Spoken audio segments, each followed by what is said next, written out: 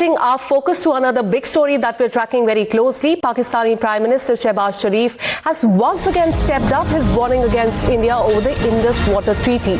Sharif has said that India's decision to suspend the treaty is unacceptable and called every drop of Pakistani water a red line. He also warned that Pakistan will respond if India does not change the stance on this. Here's more on what he has said as far as this latest attack is concerned. Akanksha Swaroop is joining us live on the broadcast with more details. Akanksha, once again, Pakistani Prime Minister stepping up the attack against India, giving warning as far as the Indus Waters Treaty is concerned. Put this into perspective. Right. Akanksha, we must keep in mind that this kind of narrative or the kind of jingoism and chest thumping is not new to the Pakistani Prime Minister. Moreover, after India and the External Affairs Ministry have made it consistently clear that India's stance will remain the same as far as the Indus Waters Treaty is concerned. It will remain in abeyance irrevocably and credibly, even more so till Pakistan does not abjure itself from its support that it gives to terrorism. Remember, the treaty went into abeyance after what India has discovered during the investigations post the Pahalgam terror attack, in which India lost 26 civilians, and India put this treaty in abeyance. And there has been no mention about how Pakistan continues to harbor terrorism, especially that has been perpetrated by terror outfits like the Lashkar-e-Taiba. And so it would be interesting to see how the Indian External Affairs Ministry would be responding to this kind of an attack. More importantly, India is using this as a diplomatic measure to tighten the noose around Pakistan, even more so after India stopped sharing water level data of its 3 eastern rivers which happened to come into our front. And it was only because of India's timely warnings during the monsoon season that Pakistan would be able to conduct timely evacuations, and that is not happening. So the noose is tightening around Pakistan. They are very much buckling under the pressure, as you can already make that out by the kind of narrative we are seeing the Pakistani Prime Minister resorting to on the eve of their Independence Day in what's also seen as sycophancy. The Pakistani Prime Minister has again thanked the US President for mediating the war between India and Pakistan last year. In fact, the US Secretary of State Marco Rubio has also congratulated Pakistan on the eve of its Independence Day and spoken about how the cooperation when it comes to regional mediation, critical minerals and their economy will continue. So this is also to do with making a point as far as the United States is concerned.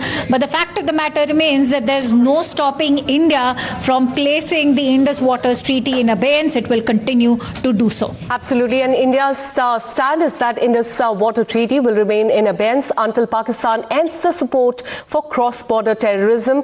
Thanks so much, Akanksha, for getting us all those details. I'm also joined by Major Samar Paltur, defense expert. Thank you so much, sir, for connecting with us. What do you think has been the trigger for this warning that has once again come in from Pakistan? Pakistani Prime Minister has stepped up the attack and the warning against India over the Indus Waters Treaty. But the stand by India has been quite clear. What do you think has been the trigger? Well, the trigger has been that, it's been so many months that the water has been stopped. Their agricultural produce has actually taken a hit. There are rivers in Pakistan which are, their water levels have dropped so low that people can almost walk across these rivers with just water up to their height of their knee. So basically, they are losing out on water. By the time the winters arrive by this year, probably these riverbeds are going to dry up. And then probably the next season, once the winters are over, is actually when they will be hit with drought. But to counter this, there has been a lot of activity and deployment at Sir Creek, which is also called Ban Ganga.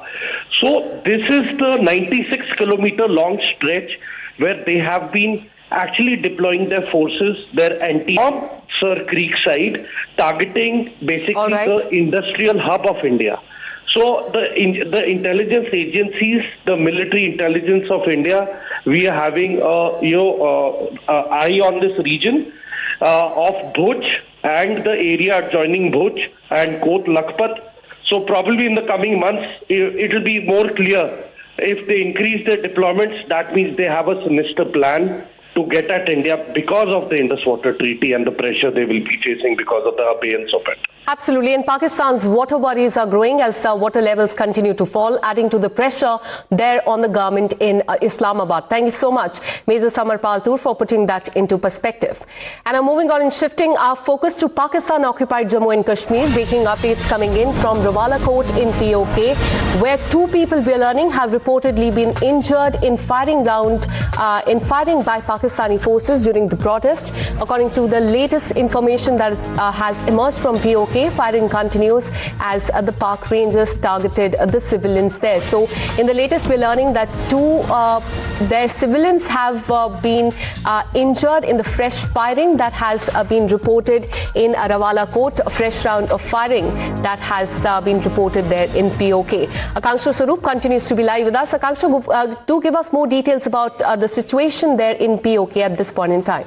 Right, Akanksha, it has to be kept in mind that the Shehbaz Sharif government is currently on shaky ground, as you were discussing with our honourable guest also about how they are buckling under pressure to deliver. We are also seeing how they have carried out a cosmetic exercise when it comes to the elections that India's External Affairs Ministry has also completely condemned as a cosmetic exercise. So what you are seeing right now in terms of the kind of violence and the state-conducted orchestration brutality on all of these protesters in the latest round, as you rightly highlighted, has taken place in Rawala Court. The fact of the matter remains that India has been urging the international community to demand greater accountability from Pakistan authorities, because remember, these are protesters who are innocent. They are only demanding their basic civic and human rights and their political and economic rights, and all they are in fact getting are communication blackouts, bullets. The Pakistani government and authorities are constantly and consistently resorting to suppression and repression of their voices, and that is continuing unabated, with Rawala Court becoming the epicenter. Most importantly, Akanksha, we've seen how close to 100 people have died. The JAC has made it an international issue of concern, with these Pakistan-occupied Jammu and Kashmir people also taking to the protesting outside the high commissions of Pakistan, whether in Europe or say even the UK. In Belgium, we've seen such protests being conducted by Kashmiri diasporas, and we'll have to see if the international community, particularly the UN, which has already condemned this kind of use of unfair, brutal force in POJK, what has the United States and the Trump administration got to say about it, that too on Pakistan's Independence Day. Absolutely, and very important what you just mentioned, and this shows the gravity of the situation. Pakistan security forces have been accused of killing between 80 to 90 people during the protests and clashes that we've been witnessing. Thank you so much, Akanksha, for putting that into perspective. With this, a very short break. More news and updates on the other side.